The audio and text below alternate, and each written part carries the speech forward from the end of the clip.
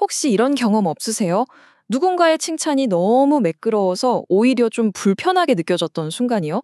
아니면 분명히 웃고는 있는데 그 미소가 진짜가 아닌 것 같다고 느꼈던 그런 순간 말이에요. 사실 그 묘한 느낌을 2500년 전부터 정확히 짚어낸 단어가 있습니다. 오늘은 그 이야기를 좀 해볼까 합니다.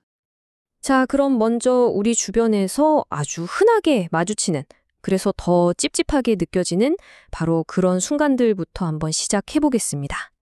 너무 번지르르해서 오히려 이거 진짜인가? 하고 의심이 갔던 칭찬.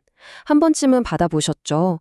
분명히 얼굴은 활짝 웃고 있는데 왠지 모르게 그 눈에서는 어떤 온기도 느껴지지 않았던 그런 표정은요? 바로 그 뭔가 미묘하고 찝찝한 느낌. 놀랍게도 말이죠. 인류는 무려 2500년 전부터 이 감정에 교원영색이라는 이름을 붙여왔습니다. 우리가 지금 느끼는 이 감정이 결코 새로운 게 아니었다는 거죠. 자, 그렇다면 고대인들은 이 현상을 어떻게 진단했을까요? 그 핵심 개념 속으로 한번 들어가 보시죠. 네, 바로 교원영색입니다. 이걸 풀어서 보면 교묘한 말과 보기 좋게 꾸민 얼굴빛이라는 뜻이에요.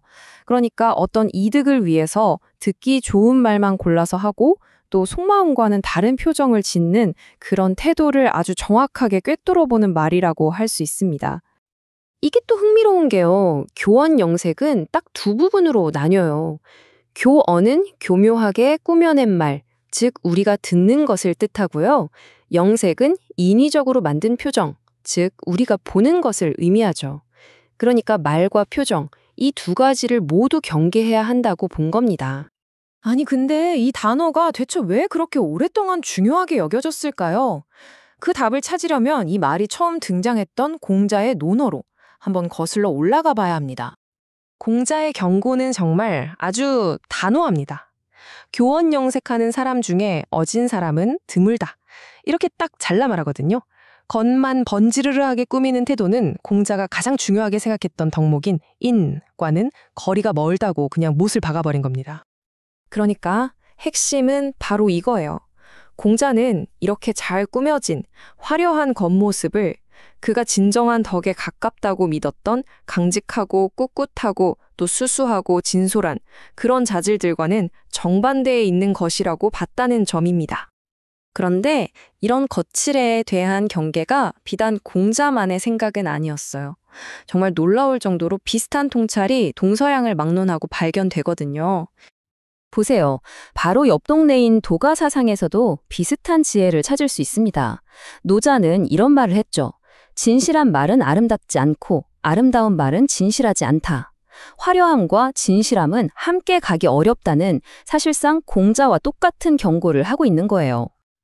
자, 이번엔 시간과 장소를 훌쩍 건너뛰어서 서양으로 가볼까요? 철학자 스피노자는 한 걸음 더 나아가서 이런 아첨이 과연 어떤 사람에게 가장 잘 통하는지 그 심리를 정확하게 꿰뚫어 봅니다. 바로 최고가 되고는 싶지만 현실은 그렇지 못한 그 불안한 오만함을 가진 사람들이라는 거죠.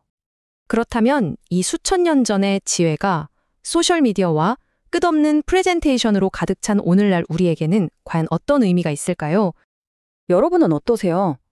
오늘날 우리가 누군가의 진심을 파악하려고 할 때 우리는 과연 어떤 신호에 가장 크게 반응할까요? 그 사람이 하는 말의 내용일까요? 목소리의 톤일까요? 아니면 몸짓이나 표정일까요? 현대 심리학에 아주 유명한 메라비언의 법칙이라는 게 있는데요. 여기에 따르면 우리가 하는 말의 내용 자체는 상대방에게 주는 전체 인상의 고작 7%에 불과하다고 합니다. 이게 진짜 놀라운 지점인데요. 결국 현대 심리학이 밝혀낸 건 2500년 전 공자가 영색이라고 불렀던 바로 그 표정과 태도, 즉 시각적인 정보가 소통의 55%를 차지할 만큼 절대적이라는 사실입니다. 말보다 표정이 더 많은 것을 말한다는 걸 고대인들은 이미 본능적으로 알고 있었던 거죠. 사실 오늘날 교원 영색은 우리 주변 어디에나 있죠. 유권자의 마음을 사로잡기 위해 완벽하게 계상된 정치인의 연설, 필터로 보정된 완벽한 행보를 전시하는 소셜미디어 피드, 그리고 진심은 하나도 느껴지지 않는 기업의 기계적인 사과문까지. 그 본질은 모두 같다고 볼 수 있습니다. 그렇다면 우리는 이 가면 뒤에 숨은 진짜 얼굴을 어떻게 알아볼 수 있을까요? 한 고전에서는 4가지 결정적인 상황을 주목하라고 조언합니다. 첫째, 성공했을 때 누구를 존중하는가를 보세요. 자신을 낮출 줄 아는지 아니면 교만해지는지를 보면 알 수 있다는 거죠. 둘째, 높은 자리에 있을 때 누구를 쓰는가. 실력 있는 사람을 쓰는지 아첨하는 사람을 곁에 두는지로 보면 그 사람의 그릇을 알 수 있습니다. 셋째, 가까워진 뒤에 무슨 말을 하는가. 허물없이 진솔한 이야기를 하는지 아니면 여전히 계산된 말만 하는지를 보고요. 그리고 마지막으로 가장 중요한 것, 좌절했을 때 어떤 지조를 보이는가. 어려운 상황에서도 원칙을 지키는 사람이야말로 진짜라는 겁니다. 이 모든 이야기를 듣고 나니 결국 이런 질문이 남는 것 같습니다. 모두가 저마다의 가면을 쓰고 살아가는 것만 같은 이 세상에서 우리는 어떻게 서로의 진심을 알아보고 또 나 자신의 진심을 지켜낼 수 있을까요? 2500년이라는 긴 시간 동안 인류가 경계해온 교원 영색. 어쩌면 그 해독제는 화려한 말이 아니라 조금은 투박해 보여도 진심이 담긴 행동 하나에 있는지도 모릅니다. 세상을 바꾸는 것은 잘 꾸며진 말이 아니라 결국 진실한 마음이니까요.